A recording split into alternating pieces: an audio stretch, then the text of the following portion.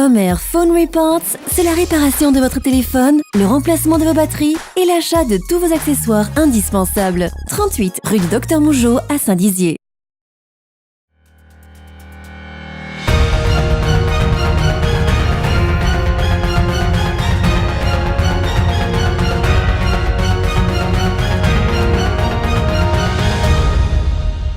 Bonsoir à tous, jeudi 30 mai, bienvenue dans ce journal, voici les titres de cette édition. Dans un mois, la ville de Vitry-le-François accueillera le projet Mon Centre-Ville, un incroyable commerce. Découvrez en quoi consiste cet événement dès le début de ce journal. La Croix-Rouge a investi le week-end dernier la place Aristide-Briand afin de sensibiliser sur les gestes de premier secours dans le cadre de des Journées nationales de la Croix-Rouge française. La ville de Vitry-le-François a lancé son application mobile. Découvrez toutes les fonctionnalités de cette application.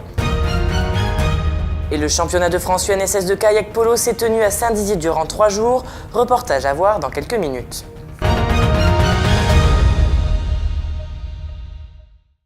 Mon centre-ville, un incroyable commerce, voici le projet dans lequel se lance la ville de Vitry-le-François, un événement soutenu par Le Bon Coin qui permet d'accueillir de nouveaux projets au sein du centre-ville Vitria.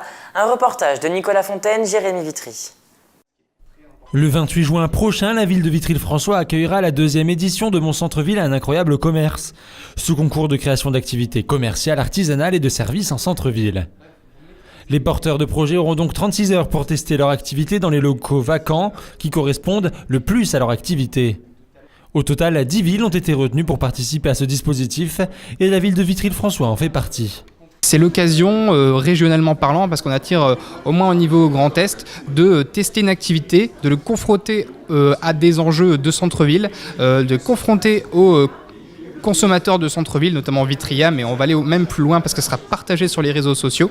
Et on va essayer, avec ces porteurs de projets, de construire les commerces de demain qui répondent aux enjeux de développement durable, qui répondent aux enjeux de l'innovation et des services au niveau de leur future clientèle. Ce dispositif vise à redynamiser le commerce de centre-ville en favorisant l'implantation de porteurs de projets dans les locaux vacants. Une nouvelle opportunité pour les commerces Vitria. Pour le maire de la ville, ce dispositif est une belle aubaine, puisqu'il permettra aux futurs commerçants de porter des projets au goût du jour. Il faut bien comprendre que le commerce d'il y a 20 ans, il y a 30 ans de centre-ville n'existe plus. Il faut qu'il y ait le service à côté. On n'est plus sur des dimensions de nouveaux commerces, avec des commerces connectés, avec la fonction digitale, avec le positionnement par rapport aux centrales de vente sur le e-commerce, par rapport à Amazon, par rapport à tout ça. Ça existe, donc on ne peut pas supprimer ça.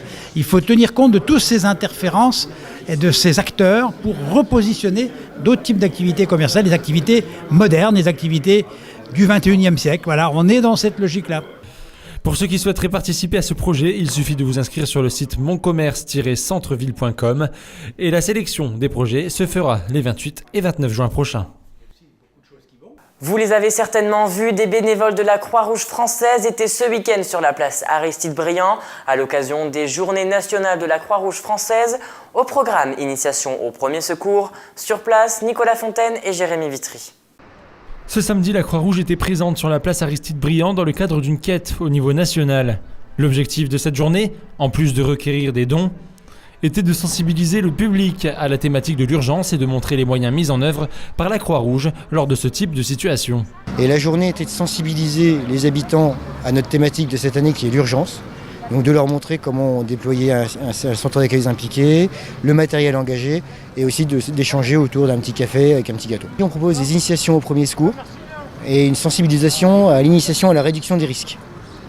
Donc c'est vraiment pour tout public, aussi bien des enfants aux papy-mamies, on s'adapte. Des petits accessoires à l'effigie de la Croix-Rouge française étaient également en vente.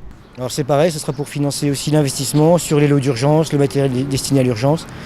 Tout partira cette année au niveau de la quête nationale à l'urgence à la Croix-Rouge. Si vous avez loupé cette journée et que vous souhaitez malgré tout soutenir la Croix-Rouge, vous pouvez faire un don à tout moment à l'antenne de la Croix-Rouge de Saint-Dizier, au 14 rue de Vergy.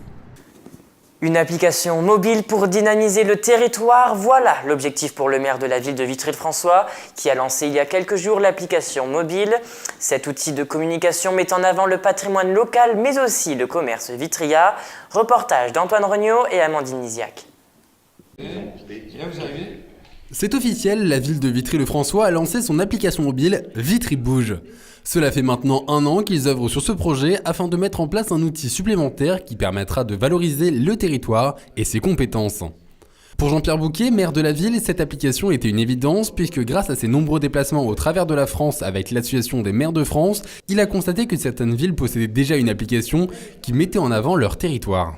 C'est complètement dans le cœur de ville, c'est une nouvelle application, c'est l'idée qu'en travaillant ensemble on est plus fort. Donc il y a l'application ville et puis elle est ouverte aux forces économiques, à la créativité, à la commercialité du centre-ville. Donc c'est un outil particulier pour en assurer la promotion.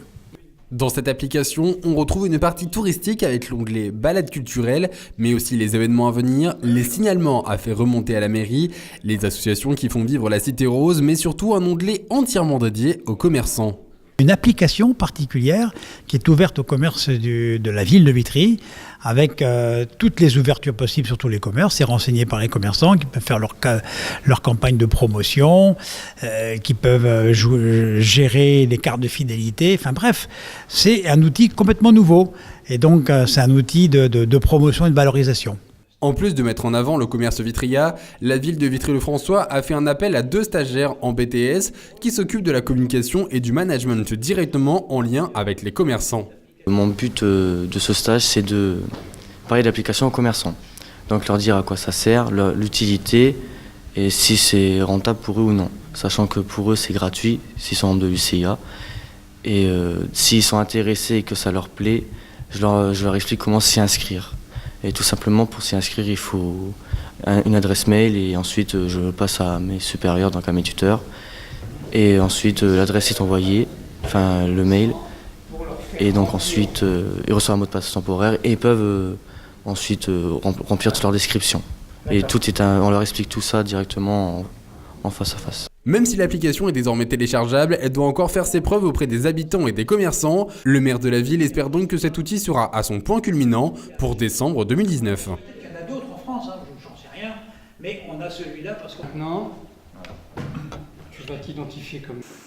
Du 27 mai au 29 mai se tenait le championnat de France UNSS de kayak polo réunissant 20 équipes venues des 4 coins de la France. Après 2 jours de matchs de poule, les finales se tenaient mercredi après-midi. Audrey Tézan, Nicolas Fontaine étaient sur place. Ces 3 derniers jours ont vibré au rythme du sport en compétition au centre nautique de Saint-Dizier.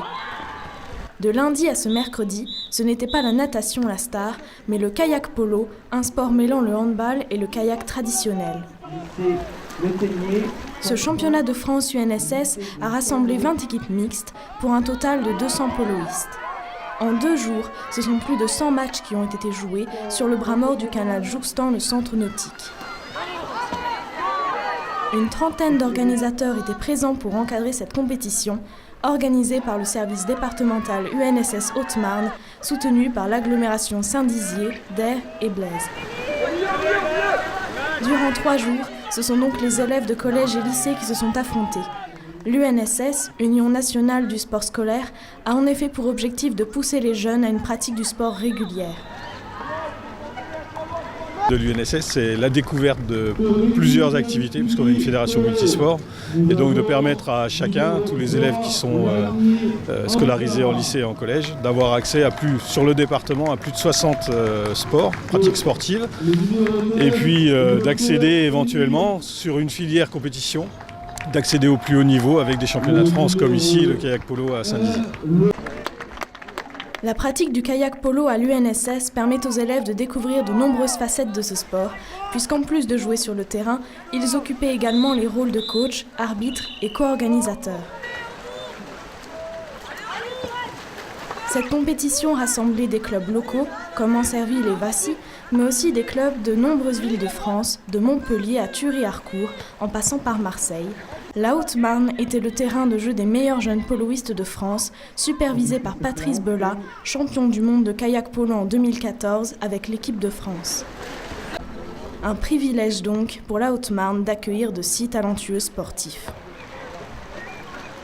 Que des départements comme la Haute-Marne, qui sont qualifiés souvent de petits départements, qu'il y a des ressources humaines, matérielles, pour organiser des belles compétitions et recevoir des compétitions nationales de qualité sur plusieurs jours, avec des équipes qui sont hébergées, nourries et qui sont prises en charge intégralement par une organisation. Donc c'est bien montrer aussi que c'est un territoire vivant et qui permet d'accueillir des belles rencontres sportives ou éventuellement culturelles ou autres.